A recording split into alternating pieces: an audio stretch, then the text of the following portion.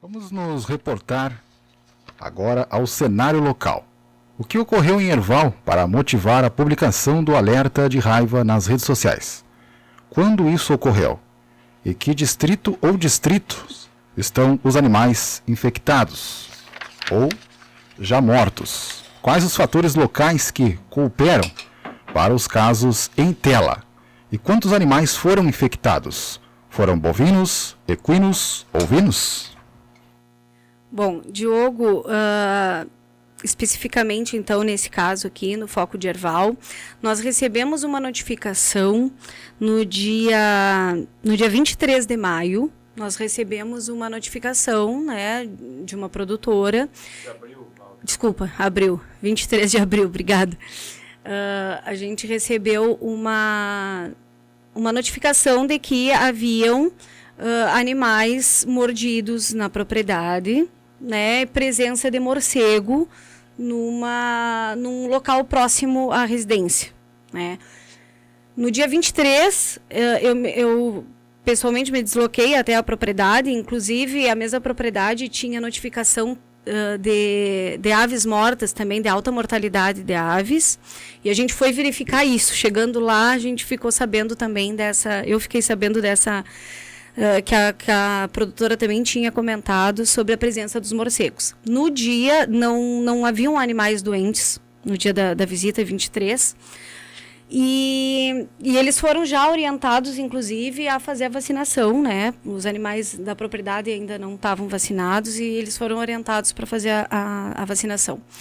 Na outra semana, a mesma produtora entrou em contato com a inspetoria para relatar que começaram a aparecer animais doentes e estavam mordidos. E inclusive, nessa propriedade, foram vistos morcegos de dia, né, mordendo, fazendo a lambedura ali da ferida nos animais. E isso prova que, porque não é costume, o Dr. Francisco pode falar até bem melhor do que eu sobre isso, mas não é costume do morcego sair de dia, então provavelmente esses animais, esse morcego já estava contaminado, desorientado, tanto que ele estava no animal de dia. Parece que eles conseguiram, inclusive, chegar perto, assim, não houve, então, com certeza esse animal também devia estar contaminado, esse morcego. Com essa nova notificação de que haviam animais doentes, foi feita uma coleta, né, de material de um animal na propriedade e foi encaminhado para o nosso laboratório de referência, que é o IPVDF de Eldorado do Sul. E no dia... a colheita foi no dia 4 de maio, agora sim maio, foi no dia 4 de maio, e no dia 7 de maio, no final da tarde, a gente recebeu um laudo positivo, o laudo positivo desse animal. Na mesma ocasião, na mesma data, inclusive, a gente recebeu, também tinha feito uma coleta de animal em Arroio Grande. Numa outra localidade, eram animais que tinham sido recebidos de Piratini, como lá também tem foco, o proprietário ele ficou com dúvida, né, em relação a esse animal que havia morrido. A gente fez coleta também, o de Arroio Grande deu negativo. E esse aí de Erval, com todas as características que tinha, a gente já esperava que fosse dar positivo, né. Então a cronologia foi essa, no dia 7 de maio a gente recebeu o positivo. Nas propriedades em torno, também apresentaram, também lá conversando com o pessoal, visitando as propriedades vizinhas, também tinha notificação de animais mordidos. Até semana passada, era um total de 12 bovinos que tinham vindo a óbito, né? Com relação, todos com esses sintomas da raiva, e todos propriedades ali do entorno. No dia, vou deixar até para o Francisco comentar, mas no dia que a gente recebeu essa notificação, a gente acionou o núcleo da raiva e o pessoal veio, né, se deslocou até a propriedade e aí fez vistorias. Eu vou deixar até para o Francisco comentar sobre isso.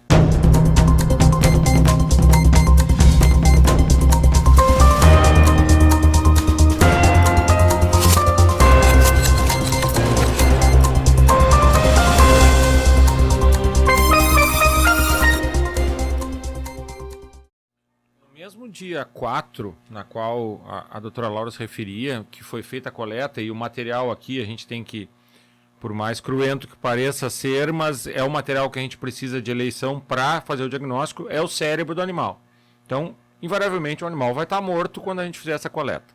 Então, na mesma data que a inspetoria de Arroio Grande e Herval fizeram a coleta do cérebro desse animal bovino que estava doente, as equipes, a nossa equipe aqui, que é composta por mim, o colega Lutero, lá da inspetoria de Canguçu, e o colega Everton, da inspetoria de Pelotas, estivemos aqui no refúgio referido pelos produtores daquela propriedade, aonde haveria a presença dos morcegos. E foi feita a captura.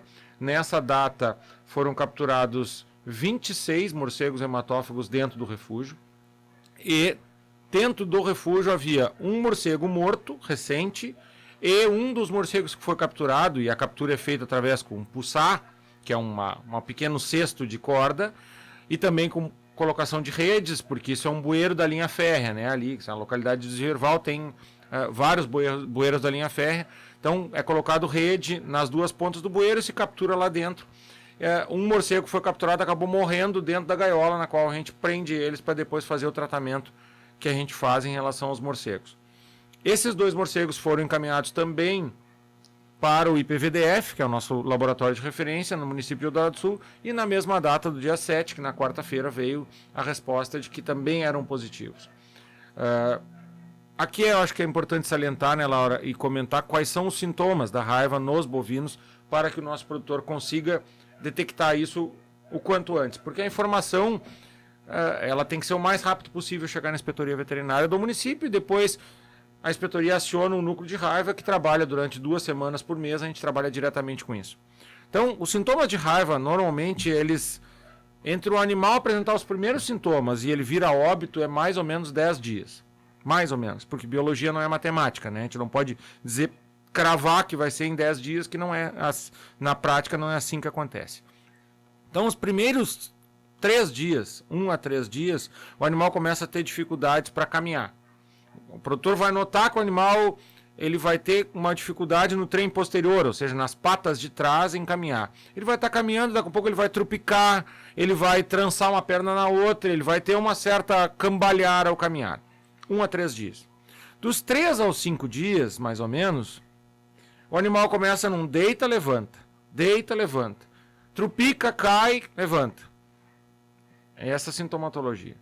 A partir dali do 5º, 6º, 7º dia, o animal deita e não consegue levantar mais. Ele vai cair de alguma forma, muitas vezes o produtor já vai encontrar ele caído e ele não vai levantar mais. Ele vai perder completamente a sensibilidade no trem posterior. Ou seja, da metade do corpo para trás ele não vai ter sensibilidade nenhuma. Ele não vai conseguir mover as patas, ele não vai conseguir mover a cauda. E a gente diz, se tu pegar e cravasse uma agulha nele, ele não ia sentir nada, absolutamente nada. Porque o vírus está avançando pela coluna vertebral em direção ao sistema nervoso central. Lá pelo 7º, 8º dia, o animal não consegue mais engolir. A musculatura da deglutição do animal é completamente travada pelo vírus, e aí que ele começa a babar. Por isso aquele sintoma que tá babando muito, porque ele não consegue engolir a própria saliva. Então o animal ele não consegue se alimentar, ele não consegue tomar água, e ele não consegue engolir a própria saliva, e ele baba. E ali pelo 9º, 10º dia, ele vem a óbito. A nossa coleta do cérebro, ela tem que ser feita já no final desses 7, 8, 9, 10 dias. Se nós fizermos a coleta muito cedo, não vai aparecer o sinal clínico lá, o sinal pactognomônico, como a gente fala, que é o corpúsculo de inclusão intracitoplasmática, corpúsculo de Negre, que é uma marquinha que aparece lá no exame laboratorial, que é esse que a gente determina que é o sintoma fidedigno da raiva. Então nós temos que coletar esse animal bem lá no fim. Na maioria das vezes a gente avisa o produtor espera a transcorrência de todos esses sintomas para que a gente possa coletar. Se acontecer do animal, já está passando muito tempo, o animal está sofrendo muito, quantos dias ele está? Ele já está quase 10 dias. A gente pode sacrificar o animal para coletar o cérebro. E os produtores muitas vezes, como é que eu posso tratar? Como é que eu posso salvar? Infelizmente a doença é 100% de mortalidade nos animais. A gente não falou sobre isso, convém falar. Nos seres humanos, A taxa de mortalidade da raiva é acima de 95%. No Brasil, em toda a sua história, só houveram 2 casos de pessoas que sobreviveram ao vírus da raiva. Um hoje é tetraplégico, é vivo ainda, mas ele é tetraplégico, e o outro vive em estado vegetativo. Uma coisa que a gente sempre fala, que é importante falar, por que a doutora Laura, ela recebe a informação e chama o núcleo de combate à raiva?